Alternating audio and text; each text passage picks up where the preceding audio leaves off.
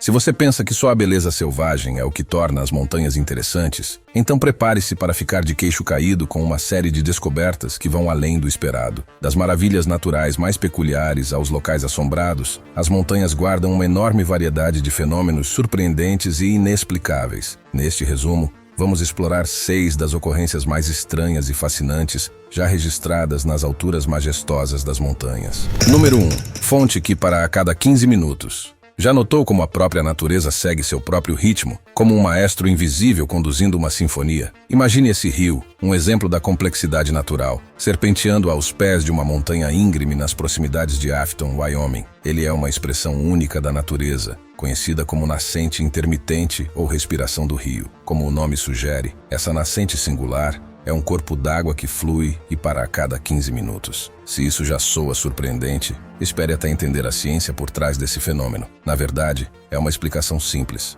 mas não menos fascinante. O segredo por trás dessa nascente rítmica reside no fenômeno conhecido como efeito sifão. A água subterrânea flui para uma caverna subterrânea, enchendo um tubo estreito. Quando a água atinge um certo nível neste tubo, o efeito sifão é acionado, puxando a água para fora da câmara e permitindo que a nascente flua. Conforme o nível da água diminui, o ar entra no tubo e a água para de fluir, até que seja reabastecida e o ciclo recomece. Se você quiser testemunhar essa maravilha natural, os padrões das nascentes intermitentes são particularmente visíveis do final do verão até o outono, quando os níveis de água subterrânea estão mais baixos. Elas costumam fluir por cerca de 18 minutos e depois se aquietam por 15 minutos. Número 2. As cavernas de Guiaju. Na região de Pequim, China, no distrito de Yanqing, há um fascinante marco histórico chamado Cavernas de Guiaju. Descobertas em 1984 durante um levantamento de relíquias culturais, essas cavernas formam uma intrincada rede de mais de 350 câmaras esculpidas nas encostas rochosas da montanha Tianwang. Estendendo-se pelas encostas norte, sul e leste, o local exibe cerca de 117 cavernas, evocando a imagem de uma elaborada colmeia talhada no flanco da montanha. O que mais impressiona sobre essas cavernas é a meticulosidade e a atenção ao seu design. Cada câmara normalmente compreende 3 quartos, incluindo um pequeno espaço residencial e um depósito. Algumas câmaras possuem até 2 andares, conectados por escadas e pontes de pedra ricamente elaboradas. Os quartos variam em forma e tamanho,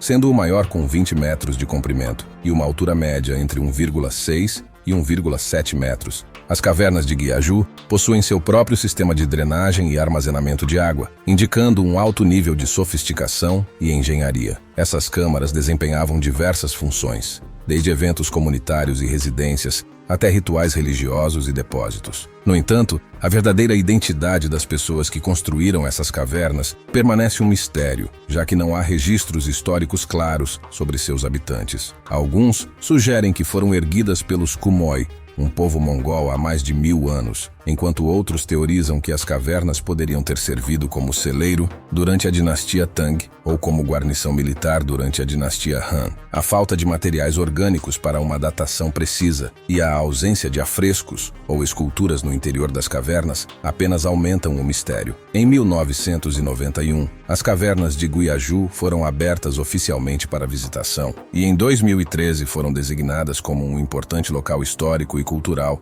protegido a nível nacional na China. Número 3. Escondido entre os vales. Na remota região de Yunnan, na província de Guo, sudoeste da China, um vale escondido guarda um mistério fascinante que intriga tanto os moradores locais quanto os turistas. Descoberto de forma mais impressionante através de drones, esse local esconde uma visão singular nas montanhas. Centenas de enigmáticos caixões de madeira. Mas por que exatamente esses caixões e restos mortais repousam aqui? Bem, de acordo com especialistas, essa prática, seguida desde tempos antigos, é concebida para auxiliar as almas dos falecidos em sua jornada para o além. Em uma única caverna, podem ser encontrados mais de 500 caixões, alguns já em diversos estágios de decomposição. A origem dessa tradição remonta ao desejo das pessoas locais de retornarem às suas terras natais após se refugiarem na região montanhosa para escapar dos horrores da guerra há séculos. Em vez de enterrar seus entes queridos, optavam por colocar os caixões em cavernas, proporcionando-lhes um local de repouso temporário.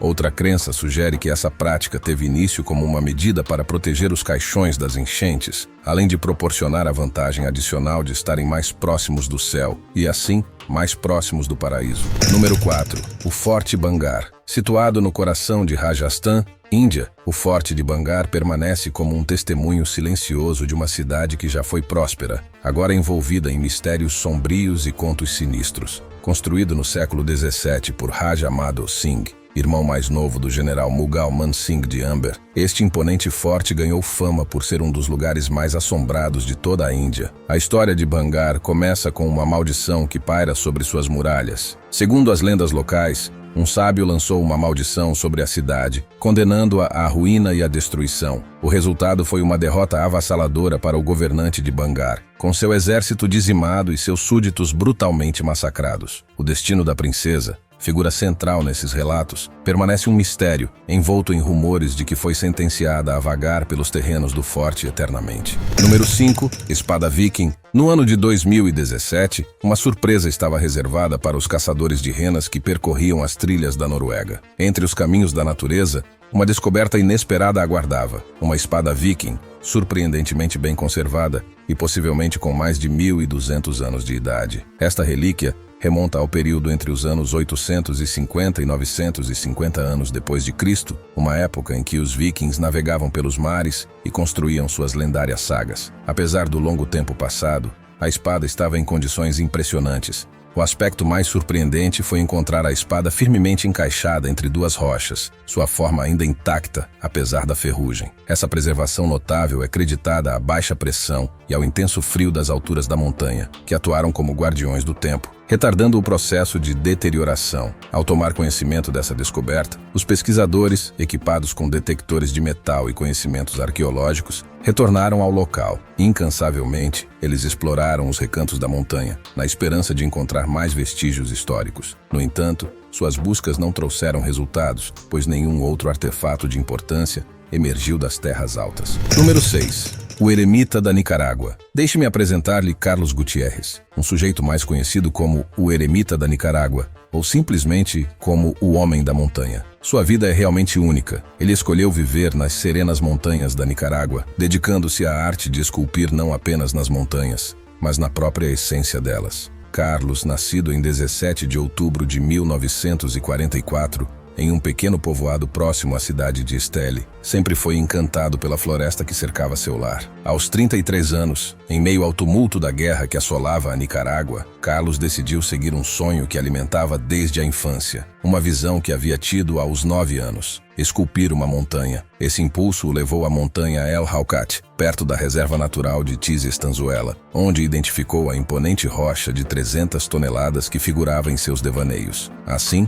deixou para trás sua vida anterior e construiu uma modesta cabana de madeira nas montanhas. Viveu ali sem acesso à água corrente ou eletricidade, aprendendo a se adaptar e sobreviver em harmonia com a natureza, munido apenas de ferramentas simples como pedaços de vergalhão e uma lâmina de metal. Com esses instrumentos básicos, começou seu trabalho de escultura, moldando a rocha em uma variedade de obras de arte, retratando desde elefantes até chitas. Graças ao seu estilo de vida eremita, Carlos tornou-se uma espécie de lenda local e uma atração turística. Pessoas de todas as partes do mundo o visitavam, aproximadamente 30 mil nos últimos 10 anos. Sua fama se espalhou pela internet, o que é irônico, considerando que Carlos nunca teve interesse em se familiarizar com a tecnologia.